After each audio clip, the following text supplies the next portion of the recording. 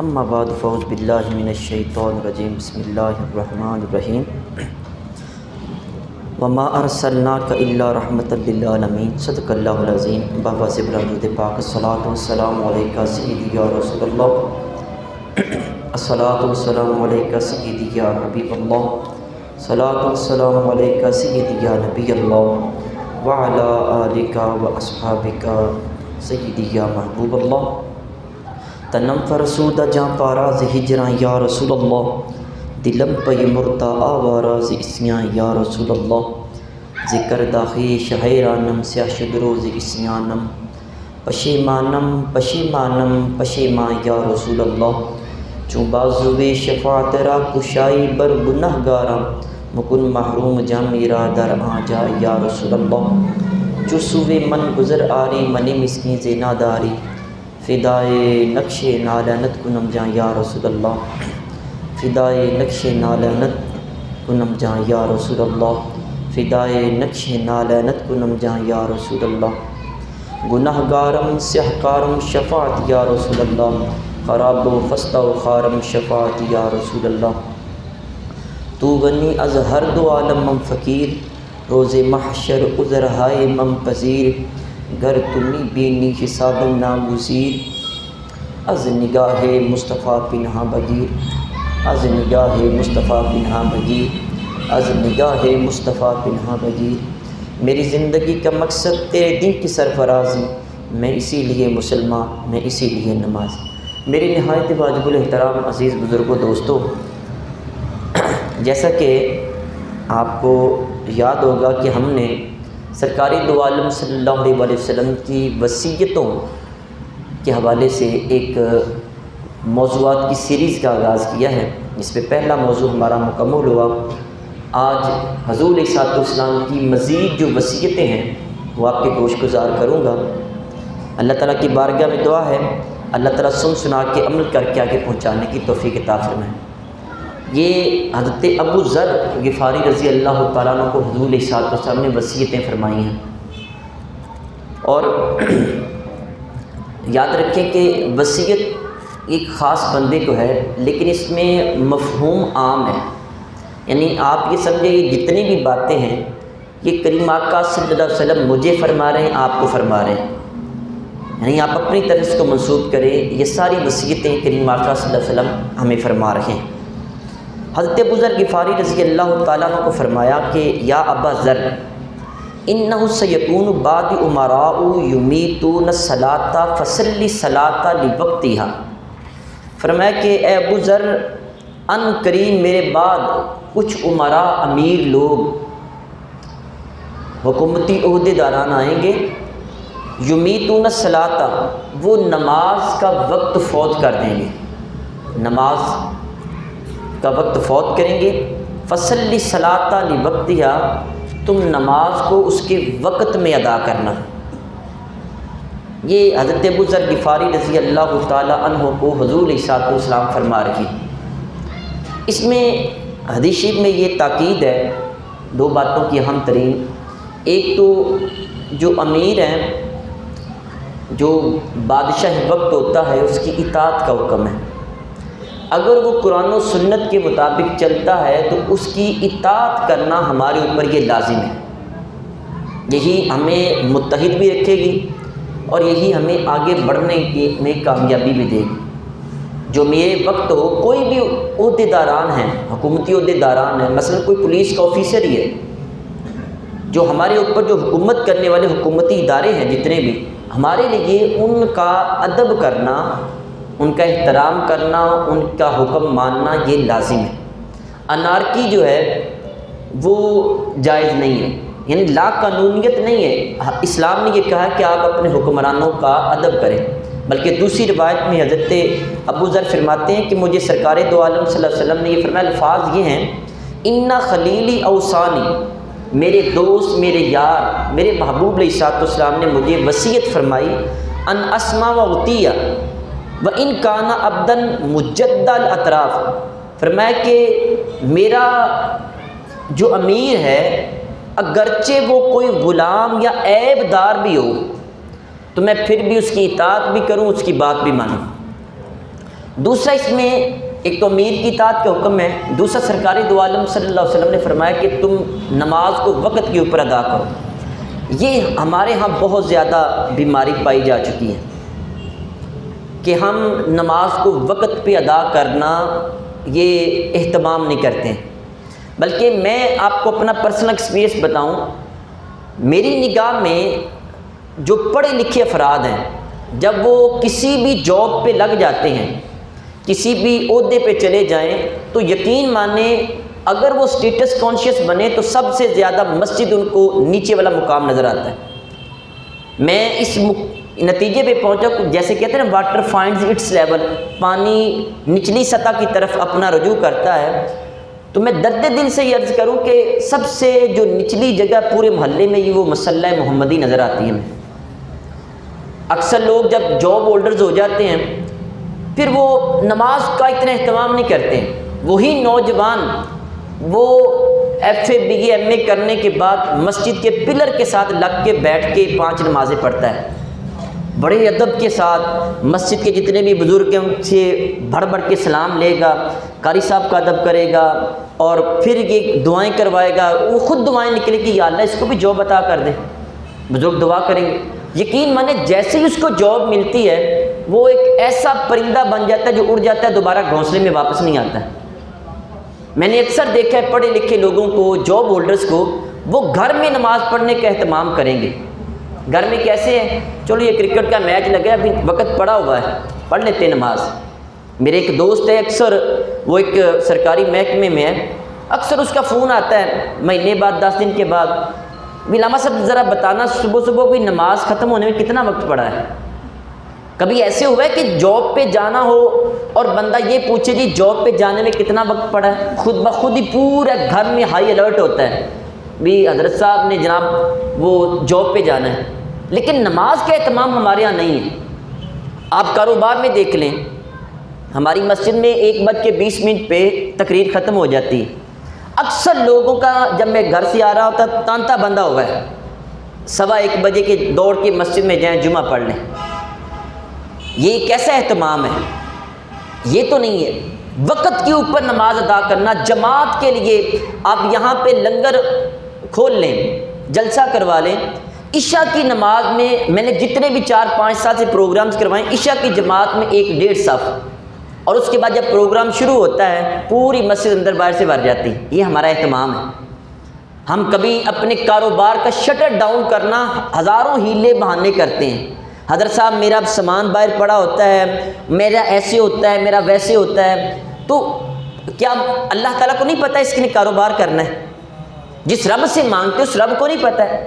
حضور علیہ السلام نے ابو ذر غفاری کو یہ وصیت کی اور ہمیں بھی انڈائریکٹ فرمایا کہ نماز کو اس کے وقت کے اندر ادا کرو۔ آپ اپنی اولین ترجیح یہ بنا لیں کہ میں نے یہ نماز وقت کے اوپر ادا کرنی، جماعت ہو جائے، اس کا مطلب یہی ہے۔ میں نے پہلے بھی یہ بات بتائی ہے، پتوں کی میں جمعہ پڑھاتا رہا ہوں، وہاں میں ایک میرے مقتدی تھے، بڑے قریبی دوست بھی تھے، تو ان کا ماشاءاللہ کپڑے کا کاروبار کمال کا ہے۔ تو میں وہاں پہ ایک دن مجھے وہ بات کرنے لگی کہ حضرت صاحب ان کی دکان کے یہ اصول ہے، اور لاہور قصور سے بھی کپڑا لینے ان کے پاس جاتے ہیں، ایک دام ان کا ہے، فکس ریٹ ہے ان کا، اور وہ اپنا کپڑا بیچتے ہیں، معیاری کام کرتے ہیں اور پروفٹ بھی اتنا زیادہ نہیں وہ رکھتے ہیں۔ تو وہ بتا رہے، کہتے جی میں جیسے ہی نماز کا وقت ہوتا ہے وہ ملازموں کو کہتے جی بند کرو جی دکان، نماز پڑھنے چلیں۔ پھر کہنے لگے جی حضرت صاحب میں نے جب سے یہ کام شروع کیا ہے کبھی بھی میرا روپیہ آگے پیچھے نہیں ہوا ہے، مثلا میرا جو پروفٹ مجھے آنا ہے، جو گاہک میرا ہے وہ آگے نہیں جاتا۔ کہتے ایک دفعہ ایک بندہ میرے پاس عشاء کے وقت آیا، جب ہم دکان بند کرنے لگے، عشاء کی نماز کے بعد دکان بند کرنے لگے، تو آ کے اس نے کہا جی شیخ صاحب آج آپ نے بڑا کھپایا ہے مجھے۔ تو کہتے کیا ہوا جی؟ کہتے میں ظہر کے وقت آیا تو پتہ چلا جی شیخ صاحب وہ نماز پڑھنے گئے، دکان آپ کی بند تھی۔ میں نے کہا چلو میں نا وہ بازار سے کچھ سودا صرف لے لیتا ہوں۔ کہتے پھر میں آیا تو وہاں عصر کی نماز کا وقت تھا، دکان پھر بند تھی۔ انہوں نے کہا جی باہر لکھا ہوا وقفہ برائے نماز، میں پھر چلا گیا۔ میں مغرب کے وقت آیا تو آپ پھر نماز پڑھنے گئے ہوئے تھے۔ پھر میں نے کہا میں عشاء کے بعد ہی جاؤں گا، میں عشاء کے بعد آیا ہوں اور اب آپ کی دکان کھلی ہوئی ہے۔ کہتے میں مسکرایا، میں نے اللہ کا شکر ادا کیا، مالک تو نے میرا رزق کیسے سنبھال کے رکھا ہے۔ اور بھی تو دکانیں تھیں نا، وہاں سے لے سکتا تھا۔ یار یہ کیسے تصور کیا جا سکتا ہے کہ آپ وقت پہ نماز ادا کریں اور آپ کا رزق کوئی اور لے جائے؟ ایسے نہیں ہوتا ہے۔ اور کبھی بلیف سسٹم بھی تو مضبوط کریں نا۔ ہم بہت دور چلے گئے، ہم کہتے ہیں نہیں جی میں نے ایک 10 منٹ کے لیے بند کیا۔ اور پھر یہ بھی یاد رکھیں، جب آپ کا کاروبار ہوگا تو جیسے مکھیاں وہ میٹھے کے اوپر آتی ہیں، ایسے ہی نماز کے وقت میں گاہک آپ کی طرف آئیں گے، اور گاہک کتنا مجبور کریں گے، جناب یار 2 منٹ پہلے مجھے دے دے، بعد میں چلے جانا۔ وہاں آپ کے ایمان کا پھر پتہ چل گیا کتنا مضبوط ہے۔ بالکل نماز کا وقت ہوگا، گھر میں بچہ رونا شروع کر دے گا۔ یہ کبھی تجربہ کر کے دیکھ لیں۔ شام کے وقت نماز کا وقت ہوگا، عصر کے بعد نماز پڑھنے نکلیں گے، بچہ کوئی نہ کوئی ایسا کام کرے گا، شیطان اس کے اوپر حاوی ہوتا ہے، یاد رکھیں۔ حضور علیہ السلام نے فرمایا کہ جو بچہ ہوتا ہے انسان کے جسم میں جیسے خون گردش کرتا ہے، ایسے ہی وہ شیطان بھی گردش کرتا ہے۔ پھر چھوٹے بچوں کو وہ تنگ کرتا ہے، حدیث شریف کے لفظ ہیں، یہ جو نیول ہوتی ہے اس کے اندر بچے کو تنگ کرتا ہے، اور اس کی پیشاب والی جگہ میں اس کو وہاں پہ تنگ کرتا ہے، بچے کو رونے پہ مجبور کرتا ہے۔ آپ نے اکثر دیکھا ہو مغرب کے وقت مائیں بہنیں بیٹیاں وہ مساجد میں بچوں کو دے کے بھیجتی ہیں، ان کو دم کرواؤ، نظر ہوگی۔ اکثر ماں شام کے وقت کھانا تیار کرنے لگتی، بچہ سارا دن چپ رہتا ہے، شام کے وقت رونا شروع کر دیتا ہے۔ ماں پڑھنے لگتی ہے، نماز کا ارادہ کرتی ہے، بچہ دودھ پھینک دیتا ہے۔ یہ آزمائشیں ہیں چھوٹی چھوٹی، اسی لیے حضور علیہ السلام نے فرمایا کہ نماز کو وقت کے اوپر ادا کریں۔ آپ پرائر پلاننگ کریں، پہلے کے ذہن میں رکھیں کہ میں نے نماز وقت کے اوپر ادا کرنی ہے، وہ جماعت کے ساتھ ادا کریں۔ باجماعت نماز ادا کرنے سے 27 نمازوں کا ثواب ملتا ہے۔ تنہا نماز پڑھیں، کوئی ایک بھی غلطی ہوئی آپ کو نہیں پتہ چلے گا، امام کے پیچھے کم از کم آپ کو 90% کنفرمیشن ہوتی ہے کہ آپ کی نماز قابل قبول ہوگی، کیونکہ وہ امام صاحب پڑھا رکھے۔ تو آپ نماز کو وقت پہ ادا کریں، یہ کریم آقا صلی اللہ علیہ وسلم کا ارشاد ہے۔ پھر اسی طرح حضور علیہ السلام نے حضرت ابو ذر غفاری رضی اللہ تعالیٰ عنہ آپ کو ایک وظیفہ بتایا، فرمایا کہ یہ وظیفہ کرو گے تو من قال ذالک غفر ذنوب ولو کانت مثل زبد البحر، فرمایا کہ اس کے گناہ جو صغیرہ ہیں اگرچہ سمندر کی جھاگ کے برابر بھی ہوئے، اللہ سارے گناہوں کو معاف فرما دے گا۔ فرمایا یا ابا ذر الا اعلمک کلمات تقولهن تلحق من سبقک ولا یدرکک الا من اخذ بعملک، فرمایا ابو ذر کیا میں تمہیں کچھ ایسے کلمات نہ سکھا دوں کہ جو نیکیوں میں تجھ سے آگے بڑھ گئے ہیں اور جو تجھ سے بعد والے لوگوں میں سے وہی تیرے ساتھ مل سکیں گے، یعنی جو تم سے نیکیوں میں آگے چلے گئے ہیں تم ان کا مقابلہ کر لو گے، اور جو تمہارے بعد والے آئیں گے لوگ اگر وہ یہ عمل کریں گے تو تمہارے برابر آئیں گے، ادروائز وہ تمہارے برابر نیکیوں کا مقابلہ نہیں کر سکیں گے۔ حضرت ابو ذر کہتے ہیں کہ حضور میں نے عرض کیا کہ ضرور بتائیں۔ کریم آقا صلی اللہ علیہ وسلم نے فرمایا کہ ہر نماز کے بعد، فرض نماز کے بعد 33 بار سبحان اللہ، 33 بار الحمدللہ، 33 بار اللہ اکبر، اور ایک بار یہ کلمہ پڑھ لو لا الہ الا اللہ وحدہ لا شریک لہ لہ الملک ولہ الحمد وہو علی کل شیء قدیر۔ یہ 100 مرتبہ آپ نے کرنا ہے، 33 بار سبحان اللہ، 33 بار الحمدللہ، 33 بار اللہ اکبر، اور ایک بار لا الہ الا اللہ وحدہ لا شریک لہ لہ الملک ولہ الحمد وہو علی کل شیء قدیر۔ جو 100 مرتبہ تعداد پوری کرے گا، سرکار دو عالم صلی اللہ علیہ وسلم نے فرمایا ابو ذر اس کے گناہ چاہے سمندر کی جھاگ کے برابر بھی ہوں گے، اللہ سارے معاف فرما دے گا۔ یہ میں نے عرض کیا کہ یہ وصیتیں سرکار کی ابو ذر کو تھی اور ساتھ ہمیں بھی ہیں، ہم اپنی زندگی کا معمول بنائیں۔ پھر اسی طرح حضرت ابو ذر غفاری رضی اللہ تعالی عنہ کو آپ نے ایک وظیفہ فرمایا، جنت کے خزانے کے بارے میں بتایا۔ یا ابا ذر الا ادلک علی کنز من کنوز الجنہ، ابو ذر کیا میں تمہیں جنت کے خزانوں میں سے ایک خزانے کے بارے میں نہ بتاؤں؟ عرض کیا جی حضور بتائیں۔ فرمایا لا حول ولا قوت الا باللہ، یہ جنت کے خزانوں میں سے ایک خزانہ ہے، لا حول ولا قوت الا باللہ۔ اچھا یہ بڑا طاقتور یہ جملہ ہے، یاد رکھیں۔ اس کا مطلب یہ ہوتا ہے کہ لا حول عن معصیت اللہ الا باسمت اللہ، کہ میں گناہ سے اس وقت ہی بچ سکتا ہوں جب میرا رب مجھے بچائے، ولا قوت علی طاعت اللہ الا بعون اللہ، اور میں کوئی بھی نیکی کرنے کی طاقت اسی وقت رکھوں گا جب میرے رب کی مدد شامل حال ہوگی۔ یہ اس کلمے کا ترجمہ ہے۔ تو جو شخص یہ کہے کہ مجھے پریشانیاں بہت زیادہ ہیں. اعلیٰ حضرت رحمۃ اللہ علیہ سے سوال کیا کہ حضور جو فلاں ایک بندہ ہے وہ بڑا پریشان رہتا ہے تو آپ اس کے بارے میں کیوں فرمائیں. فرمایا کہ لا حول ولا قوت الا باللہ، اس کی کثرت کیا کرو، زیادہ سے زیادہ یہ پڑھو. اور فرمایا کہ یہ 99 بلاؤں کو دور کرتا ہے. کتنی؟ 99 بلاؤں کو دور کرتا ہے. ان میں سے جو سب سے کم ترین جو آزمائش یا بلا ہے وہ انسان کی پریشانی ہے، سب سے کم ترین پریشانی. باقی جو 98 ہیں وہ اس سے اوپر والی ہیں. اور پھر فرمایا کہ یہ جو لا حول ولا قوت ہے روزانہ 60 بار پڑھ کے، 1 منٹ کا کام ہے، 2 منٹ کا کام ہے زیادہ سے زیادہ، پڑھ کے پانی پہ پھونک مار کے خود بھی پی لیں، بچوں کو بھی پلا لیں، انشاءاللہ وہ بیماریوں سے محفوظ رہیں گے. یہ کریم آقا صلی اللہ علیہ وسلم کے وہ تحائف ہیں جو وصیتوں کے انداز میں حضرت ابو ذر کو دیے اور وہ ہم تک پہنچے. اچھا، اکثر ہمارے نوجوانوں کو یہ شکایت ہے، وہ کہتے ہیں کہ ہمارا ذہن منتشر رہتا ہے، بڑی پریشانی رہتی ہے کہ کوئی بھی کام کرنے لگے ذہن میں برے خیالات آتے ہیں، نماز پڑھنے کو جی نہیں کرتا ہے، مسجد میں آنے کو دل نہیں کرتا ہے، غصہ بہت زیادہ آتا ہے، برائی پہ بہت زیادہ دل کرتا ہے. آپ لا حول ولا قوت مسلسل پڑھتے رہیں، انشاءاللہ آپ کے دل کی کیفیت چینج ہو جائے گی.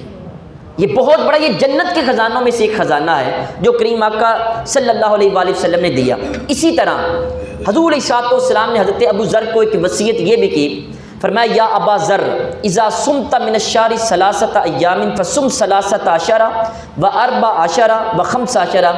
فرمایا کہ ابو ذر مہینے میں 3 دن کے روزے رکھو، چاند کی 13ویں کا، 14ویں کا اور 15ویں کا، یہ 3 روزے رکھو.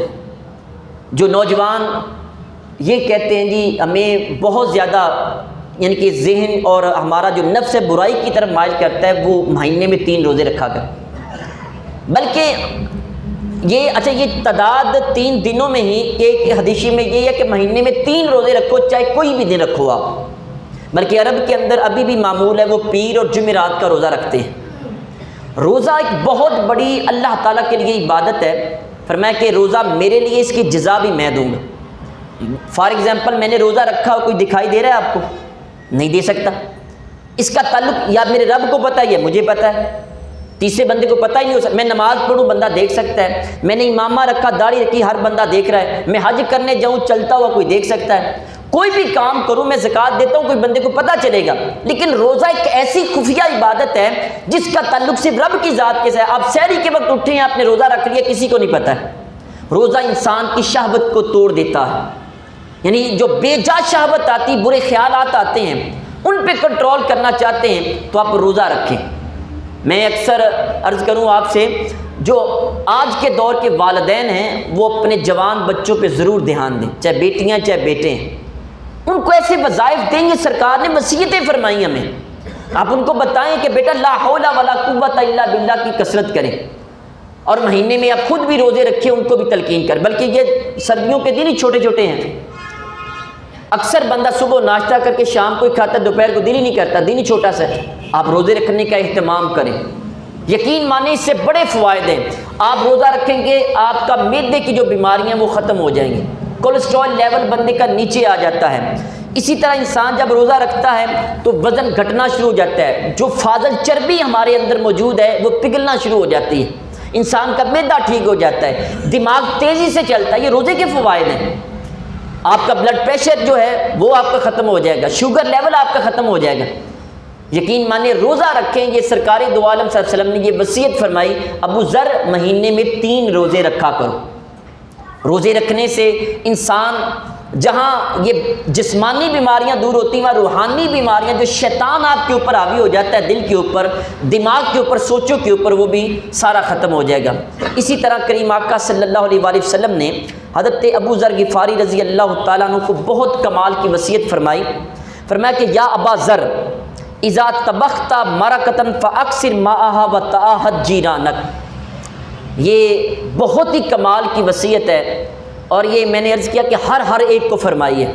فرمایا ابو ذر جب گھر میں تم شوربہ پکانے لگو، کوئی بھی شوربے والی ہنڈیا بنانے لگو، شوربہ پکانے لگو، تو فرمایا فاکثر ماءھا، اس میں پانی تھوڑا سا زیادہ ڈال دو. ظاہر ہے آپ کو شوربہ جتنا پانی ڈالیں گے شوربہ اتنا زیادہ بن جائے گا، فرمایا کہ اس میں پانی زیادہ ڈالو شوربہ زیادہ بن جائے۔ کرنا کیا ہے، وَتَآهَتْ جِيرَانَكَ، اور شوربہ جب زیادہ بن جائے گا تو تھوڑا سا شوربہ ہی، چلو بوٹی نہیں تو شوربہ ہی اپنے ہمسائے کے گھر میں بھیج دینا، اپنے ہمسایوں کا خیال رکھو۔ پھر کریم آقا صلی اللہ علیہ وآلہ وسلم ہمسایوں کے بارے میں بڑی وصیتیں فرماتے رہے۔ ہمسایہ آپ کا، چاہے علامہ ابن حجر اسقلانی رحمۃ اللہ علیہ لفظ جار کی حفاظت وضاحت کرتے ہوئے فرماتے ہیں، اس کے اندر ہمسائے میں کافر بھی شامل ہے، مسلمان بھی شامل ہے، اس میں دوست بھی شامل ہے، دشمن بھی شامل ہے، قریبی جو رشتہ دار علاقے والا وہ بھی شامل ہے، دور والا وہ بھی اس میں شامل ہے۔ یہ جار کا لفظ بڑا وسیع ہے، جارن عربی میں ہمسائے کو کہتے ہیں۔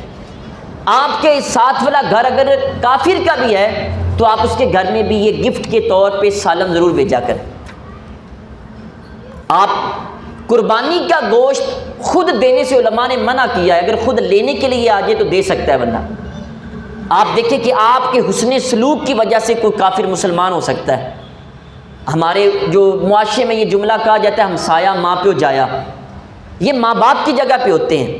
میرے کریم آقا صلی اللہ علیہ وآلہ وسلم نے فرمایا کہ ما زال جبریل یوصینی بالجار حتی ظننت انہ سیورثہ، فرمایا کہ جبریل علیہ السلام مسلسل اللہ کی طرف سے مجھے وصیت کرتے رہے بار بار آ کے کہ حضور ہمسایوں کا خیال رکھیں، ہمسایوں کا خیال رکھیں۔ فرمایا مجھے یہ گمان ہو گیا تھا کہیں مرنے کے بعد یہ نہ حکم آ جائے کہ ہمسائے کو جائیداد میں سے بھی حصہ دینا ہے۔ اتنے ہمسایوں کے حقوق ہیں، اور ہمارے بزرگوں نے اس کے اوپر بہت زیادہ پیرا دیا اور اس کا اہتمام کیا، پھر اس کا پھل بھی ملتا ہے۔ ہمارے ہمسائے ہمارے شر سے محفوظ نہیں ہیں، بلکہ اس کے ایمان کی سرکار دو عالم صلی اللہ علیہ وسلم نے نفی فرمائی ہے، جس شخص کے ہمسائے اس سے محفوظ نہیں ہیں۔ ہمارے ہمسائے ہم سے تنگ ہیں، بلکہ آپ کو پتہ ہے کچھ علاقے ایسے پوش قسم کے شروع ہو چکے ہیں جہاں ہمسایوں کا تصور و کنسیپٹ ہی ختم ہو گیا ہے۔ آپ کسی بھی سوسائٹی میں چلے جائیں، پوچھ لیں جا کے اس سے، یار یہ ساتھ آپ کے گھر کی کون رہتا ہے؟ وہ کہے کہ مجھے نہیں پتا۔ ادھر وہ جشن ہو رہا ہے شادی کا، ساتھ والے گھر سے جنازہ اٹھ رہا ہے، ان کو پتہ بھی نہیں۔ ہمسائے کا کنسیپٹ ہی ختم ہوتا جا رہا ہے، جبکہ کریم آقا صلی اللہ علیہ وسلم اس کے بارے میں بڑی وضاحت فرمائی اور ہمارے بزرگوں نے اس کے اوپر پیرا بھی دیا اور کر کے دکھایا۔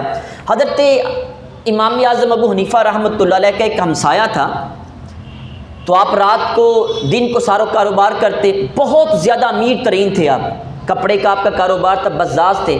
آپ اپنے دور میں وہ والا سوٹ پہنتے تھے جو اس دور کا بادشاہ بھی نہیں پہنتا تھا۔ جب پوچھا حضرت یہ وجہ کیا ہے، فرمایا اللہ تعالیٰ جب بندے کو عطا کرتا ہے پھر اپنی نعمتوں کا اثر بھی دیکھنا چاہتا ہے، سونے کپڑے پہنے۔ بندہ کئی مربوں کا مالک ہوتا ہے اور کپڑے اس کے پھٹے پرانے ہوتے ہیں، نہیں اللہ نعمتیں دیتا ہے، نعمتوں کا اثر بھی دیکھنا چاہتا ہے، میں نے اس کو دولت دی ہے، کیا دولت کا پرچار کرتا ہے یا نہیں کرتا ہے؟ تو امام اعظم ابو حنیفہ رحمۃ اللہ علیہ سارا دن لوگوں کو فتوے دیتے، رات کے وقت بوری کا لباس پہن کے اللہ کے حضور عبادت کے لیے کھڑے ہو جاتے۔ آپ کے ساتھ ہمسایوں میں ایک شخص تھا جس کا معمول یہ تھا کہ گانا باجا بجاتا رہتا، اور جس دن اکثر وہ گوشت لے کے آتا، گوشت کھانے کے بعد شراب پیتا اور اس کو نشہ ہو جاتا، اور پھر وہ گالیاں دیتا، اول فول بکتا، ساری رات اس طرح وہ تنگ کرتا رہتا۔ حضرت امام اعظم ابو حنیفہ رحمۃ اللہ نے کبھی بھی اس کو منع نہیں کیا، یعنی کبھی اس سے تنگ نہیں ہوئے۔ ایک دفعہ آپ صبح اٹھے تو رات کے وقت اس کی جب آواز نہ آئی تو لوگوں سے پوچھا کہ وہ ہمسایہ کہاں ہیں؟ انہوں نے کہا کہ یہاں سے کوئی پولیس والے گزرے تھے اور انہوں نے شراب پینے کے جرم میں اس کو پکڑ کے جیل میں ڈال دیا۔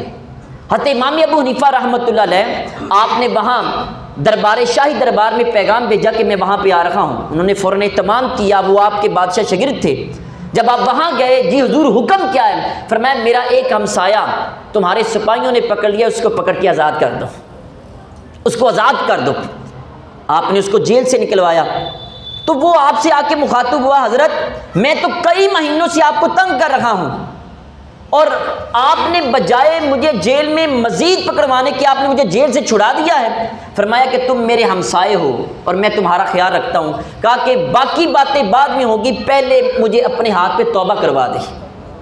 اسی طرح ہمارے حضرت سہل تستری رحمۃ اللہ علیہ کا ہمسایوں سے اس نے سلوک کیا تھا کہ آپ کہتے ہیں کہ میرا ہمسایہ تھا تو اس کے گھر کا واش روم میرے دیوار کے ساتھ تھا، وہاں سوراخ ہو گیا، اب واش روم جب وہ کرتا وہاں سے گندگی باہر آتی، کہتے شام کے وقت وہ گندگی سائڈ پہ کرتا اور اس کو جا کے پھینک دیتا۔ کہتے کئی سال تک یہی معمول رہا، میں نے اس کو منع نہیں کیا۔ کہتے پھر میں بیمار ہو گیا اور میری موت کا وقت قریب آیا، میں نے اپنے ہمسائے کو بلایا، میں نے کہا یار بات یہ ہے کہ میں نے تمہارا جتنا بھی گند نکلتا تھا اس کو صاف کر دیا کرتا تھا، اب میں دنیا سے جانے والا ہوں، مجھے معلوم ہو رہا ہے میرے رشتہ دار اس کا اہتمام نہیں کریں گے اور تم ان کے ساتھ لڑائی کرو گے، اب میں مجبور ہوں اٹھ کے صاف نہیں کر سکتا، لہٰذا اب اپنے وہ جو سوراخ اس کو بند کر لیا جائے۔ وہ کافر تھا، اس نے کہا حضرت اتنی دیر ہو گئی آپ نے مجھے شکایت بھی نہیں کی، بتایا بھی نہیں ہے، اتنا اہتمام ہمسائے کے ساتھ اس نے سلوک کا، کہا باقی باتیں بعد میں ہوں گی، پہلے کلمہ پڑھا کے مجھے مسلمان کر دیا جائے۔ یہ ہمسایوں کے ساتھ سلوک ہے۔ لیکن آج ہمارے ہاں ہمسایوں کے ساتھ سلوک کیا ہے؟ یقین مانے اپنی دکان کا کچرا وہ صاف کر کے دوسری دکان پہ کر دیا جاتا ہے، اپنا تھڑا اونچا کر کے باقی ہمسایوں کے گھروں کے آگے پانی کھڑا کر دیا جاتا ہے۔ آج ہمارا ہمسایوں کے ساتھ یہ سلوک ہے۔ آج ہم اپنے گھر کا گند صاف کر کے دوسروں کے گھر کے سامنے پھینک کے ہم کہتے کہ ہم تہجد کی نماز ادا کرنے جا رہے ہیں۔ افسوس ہماری اخلاقیات اتنی گر چکی ہیں، 50 لاکھ روپیہ مکان پہ لگا لیں گے لیکن 5,000 روپیہ گلی پہ نالی پہ نہیں لگائیں گے، وہ حکومت ہی آ کے ٹھیک کرے گی جب 5 سال کے بعد دوبارہ بنے گی وہ۔ عزیز سامعین محترم، ہمسایوں کا جو حسن سلوک ہے، ان کے ساتھ جو ان کا ادب و احترام کرنا ہے، یہ اللہ کے قرب کا ایک باعث بنتا ہے۔ پھر ہمارے ہاں ہمسایوں کے ساتھ جو سلوک کیا جاتا ہے، مہندی ہو شادی ہو تو ساری رات اتنی آتش بازی کی جاتی ہے، رات 12 بجے ہمارے معاشرے میں رواج ہے مہندی نکالنے کا، اور وہاں چاہے کوئی بیمار ہے، چاہے بچے رو رکھے ہیں، ڈر رکھے ہیں، ہمیں کوئی نہیں، ہم نے تو اپنا جشن کرنا ہے۔ ہمسایوں کے ساتھ یہ ہمارا سلوک ہے۔ ہمارے ہاں یہ ہے کہ ہم چھتوں پہ اس لیے چڑھتے ہیں کہ ساتھ والے گھر کی دیواریں نیچی ہیں تاکہ ان کے گھر میں نظر پڑے گی، اور کئی ایسے گھر مجبور ہیں بیچارے کچھ نہیں کہہ سکتے۔ یہ میں حقیقت بتا رہا ہوں آپ کو، وہ بیچارے ان کی مائیں بہنیں بیٹیاں، ان کا بھی دل چاہتا ہے کہ میں سردیوں میں دھوپ نکلی باہر جا کے میں سین میں بیٹھوں، لیکن کیا کریں، ساتھ ہمسایوں کے نوجوان لڑکے ہیں وہ تو چھت پہ چڑھے ہوئے ہیں، وہ تو بدتمیز اسی لیے چڑھے ہیں کہ کب کسی کی ماں بہن بیٹی باہر نکلے گی اور ہم اپنی آنکھوں کا شکار کریں گے۔ ماں باپ کچھ بھی نہیں کہتے، حاجی صاحب خود تہجد پڑھتے ہیں، 5 نمازیں پڑھتے ہیں، لیکن گھر کا پتہ ہی نہیں ہے۔ دیکھیں یہ ہمسایوں کو جو ستاتا ہے، وہ اللہ تعالیٰ کے محبوب علیہ السلام نے فرمایا من کان یؤمن باللہ ورسولہ والیوم الاخر فلا یؤذی جارہ، فرمایا جو اللہ اس کے رسول کے اوپر ایمان لاتا ہے اور یوم آخرت مرنے کے اوپر دوبارہ اٹھنے کا اس کو یقین ہے، وہ اپنے ہمسائے کو تکلیف میں مبتلا نہ کرے۔ ہمارے ہاں تو محفل کروائی جاتی ہے تو ساؤنڈ اتنی اونچی لگایا جاتا ہے، چاہے کچھ بھی ہو ہم نے اس کا خیال نہیں کرنا، گلیاں بند کر دی جاتی ہیں، گلی بند کر کے ہمسائے کو تنگ کیا جاتا ہے۔ عزیز سامعین محترم، یہ ساری چیزیں ہمارے ہاں ہمسایوں کے حقوق کو پامال کر رکھی ہیں۔ میرے کریم آقا صلی اللہ علیہ وآلہ وسلم کے بڑے ارشادات ہیں، بلکہ حضرت عمر بن العاص ایک دفعہ گھر میں گوشت پکا تو کہا وہ یہودی کو دیا، اس کو دیا تحفہ، اس کو دیا، 2-3 مرتبہ کہا کہ میں نے کریم آقا علیہ السلام سے سنا ہے کہ کہیں جبریل علیہ السلام اتنے احکامات لے کے آئے، کہیں اللہ تعالیٰ ہمسائے کو وراثت میں حصہ نہ مقرر کر دے، پہلے یہودی کے گھر میں وہ تحفہ بھیجو جو کھانا تم نے پکایا ہے۔ اپنے ہمسایوں کا احترام کریں، ان کا ادب کریں، حسن سلوک کریں، یہی اللہ اس کے رسول کے قریب ہونے کا سب سے بڑا ذریعہ ہے۔ اللہ تعالیٰ عمل کرنے کی توفیق عطا فرمائے۔